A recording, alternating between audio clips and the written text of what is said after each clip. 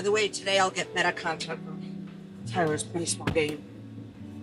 Something. Well, there's part like it is a lot. I wasn't looking to be a broker owner.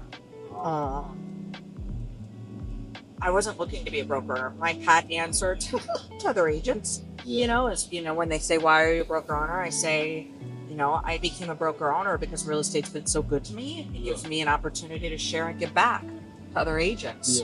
It opened up a whole different lifestyle for my husband and I. We from the Navy, and I got into real estate thinking I couldn't do it because it would be salesy, and it doesn't require somebody who's salesy. It requires somebody who just wants to help other people. Those are your best agents. There are agents who are, who are salesy and who feel like used car salesmen, but you can, and not to slight that field of work, but I think clients can see right through that.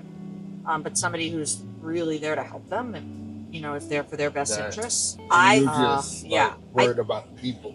I think that too many people in real estate are wondering what lead source will, where they're going to get their leads and what lead source is going to work best for them. And they pay for all these expensive lead sources and they think some software or some company is going to give them the leads that they need. And they fail to work their sphere of influence. It's called SOI in real estate, your sphere of influence. And it's the people that are around you that already know, love, and trust you. And so if they know, love, and trust you, you come with credibility. And if you continue to work that network and take care of those people, they will be more than enough business. And so it's coaching and teaching agents how to work their sphere of influence. And my sphere is different than your sphere. And it's different than even the agents on my team.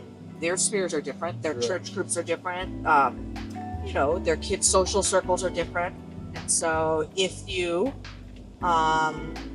network with the people around you that you directly have impact, or connections with, and learn to network with that group, you'll do just fine. You don't have to reach out to complete strangers. Do some of those programs work? Absolutely. Are some people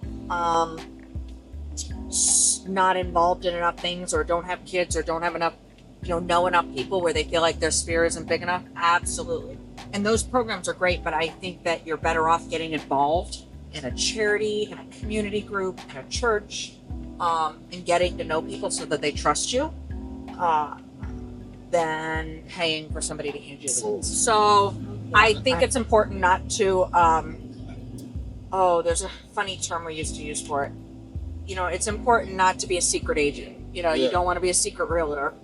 It's okay to tell people what you do. Honestly, when people know what you do, it genuinely and very easily opens the conversation because everybody has a need for housing, whether they're renting, whether they own, whether they're selling, whether their parents are looking to buy or move, or their friend is looking, or they had a good experience or bad experience when they got their current house. Even if they've never bought a home and they're renting and they one day dream of buying a home, it is the one career field when you tell people what you do that the conversation flows easily and it will normally open the conversation to something. I love working with first-time home buyers. Which I haven't worked with in a while, but I love first-time home buyers. I have a client right now who has bought a house, I think they said 14 years, for quite some time. They've been out of the market, and we've got clients that are moving here from Spain right now who haven't bought in like 2 decades. So that's fun, because you're helping them do something that they either thought they couldn't do or they haven't done in a long time. And I love reconnecting with them at our client events, because they come back out and people have had more kids, their family's grown, they talk about what updates they've done to the house, and you really get to know their family. And so sometimes I don't even see my clients, but 3-4 times a year at a client event, but sometimes even less than that, once or twice a year after we close on the house. But it's fun to kind of follow along. It's almost like you grow with their family. And now with social media, you really get to know them, and follow along their lives after they close on the house. Yeah. So you help them make a huge investment. And for most people, there's no other investment as large as buying a house. Yeah. Most people are not going to put $300,000, $400,000, $500,000, $600,000 into any one single thing in their life. And so you have to not take for granted what a huge investment you're helping people make. And when they sell the same thing, it's, they're selling their largest asset, their largest investment. But not only that, it's not just an asset and investment. When a person's selling a house, they may be selling the home that they brought their babies home to. Yeah. They may be selling the only home they've ever lived in as a married couple. They may be selling the home that they grew up in and all their childhood memories are in. So you're helping them close the door on one chapter of their life, whether good or bad, and open another one. And so I would say that is the most rewarding part.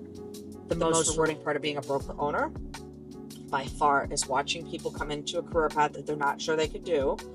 And it's a commission-based career path, right? So you are not guaranteed anything at all. And statistically, the majority of agents don't make it. They're not that successful. If you look at the number of people licensed versus the number of people that are very successful. But to watch somebody, after maybe being at home for 18 years and raising their kids and trying to now start a second career or a first career later in life, get started thinking, I can't do this, or I've never been the one to bring an income into our family, and yet they get their real estate license and they really work their network and they take care of other people, and they come into the office every day and it starts paying off. And then watching them, contribute to their family's income, or their family being able to take their first big vacation where they're not stressed about finances. Or I can remember, an agent that I mentored and worked with buying her first car, and it was a used car, but buying her first luxury car. She got a Lexus, and it was a big deal. And so that is the best thing about being a broker, because you get to guide them and encourage them and help them in their lows, and reward them and applaud them and recognize them in their highs.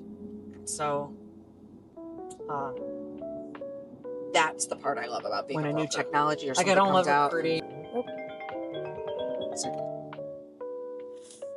Good afternoon, this is Amy. Hey, it's Susan. Hey. Kelly got a call from a tenant today, upset because, we just changed a no-CO to where you can't make credit card payments anymore because of the whole whatever we had.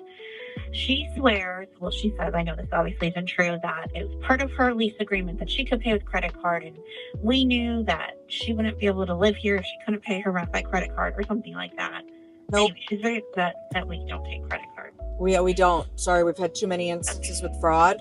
And go back and check the lease if you look like at the forms of payment. That's what I did, because we couldn't find it in the lease, and it's not in the lease, but it's in the tenant handbook. That's what I did. I went back to Chris' email, as you pointed out in the tenant handbook, so I figured I would just go back to her with that. That's nowhere in the lease, that you can pay with credit card. It is specified in the tenant handbook that acceptable forms are direct debit, this in generosity, money order. I think real estate teaches you to have a really thick skin. Okay. In the beginning, it's easy to want to. You always want to be kind to everyone, right? But you also have to remember that you represent an owner, especially in property management or in listings and sales. You represent somebody, and you've got to act in their best interests. Yeah. And so sometimes that requires a little bit of backbone and saying, no, we can't do this, or no, this is not the best interest of my owner or my seller or my buyer. And you get really good at sometimes delivering bad news, and standing firm on your principles and what is right for your client. And so in this case, we just had a phone call that, it is not a good idea to, accept a certain form of payment for a rental, or, sometimes it's not a great idea to allow a tenant to extend their lease into the winter from the summer. And then sometimes it's for buyers and sellers. You're representing them, and you have a fiduciary duty to them. The tenant, so for dog urine smell, we're going to charge the tenant for a cartridge. There's absolutely no stains. And we'll make sure that the carpet people took oh man, is the AC on though? We're going to have to keep this house cold upstairs. And I think it's a single zone house is the problem. Open house? Mm-hmm. But open houses are really great for agents to get more traffic through a house and to meet potential buyers. But but your really well qualified buyers are going to come with an agent and they're going to schedule a showing. So is it a way to get more people through the house faster? Yes. But if the house is occupied, unless you have somebody stationed in every room, it is impossible to watch all of the seller's belongings. So, and last year I had one where my seller was robbed out of his closet, and the seller really wanted an open house, and they emptied one of the drawers in his closet, and I had 2 people at the open house, and yeah, and it made me sad. And he wasn't mad at me at all, thank goodness. He was a longtime client, but so I don't do open houses on occupied homes, which is not a popular opinion amongst realtors. On vacant houses, especially if they've been staged, I love them. They're a great way to meet proper pricing. Pricing is the most important thing you can do on a listing. And the second one is probably equally important, is getting the house ready. You know, curb appeal, taking care of the maintenance, not letting the house show with the water stain. You know, every seller's ability to make repairs and get the house ready is different.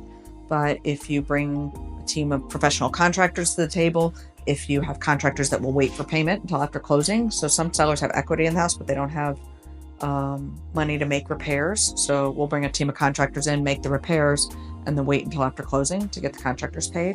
And that gives sellers that flexibility. But yeah, it's prep.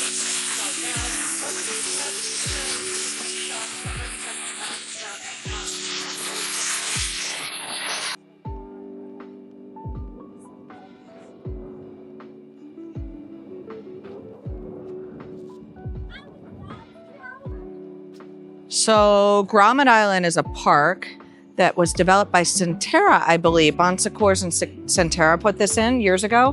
But the really neat thing about this is they call it a park for everybody, and it is a handicapped accessible park. So the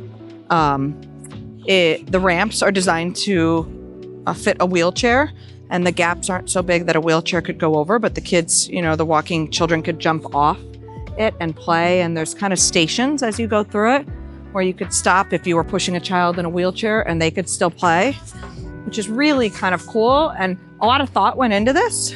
Both. And it's one of the really, I might have to do a decaf.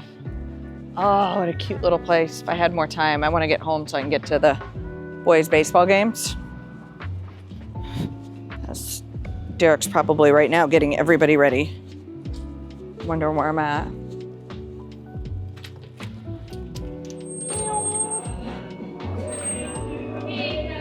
Hello.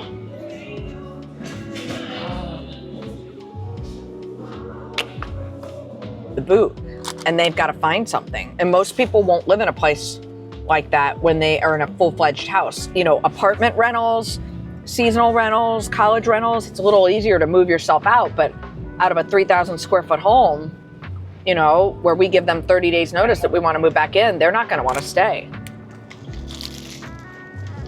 I did tell her, I think that's the term, we do a 6-month lease. And during this renewal, that would give her a little more flexibility. All right. This is the life of a realtor, you know. Eating on the road, this is what we do all the time. So, I don't know if it's a hidden secret.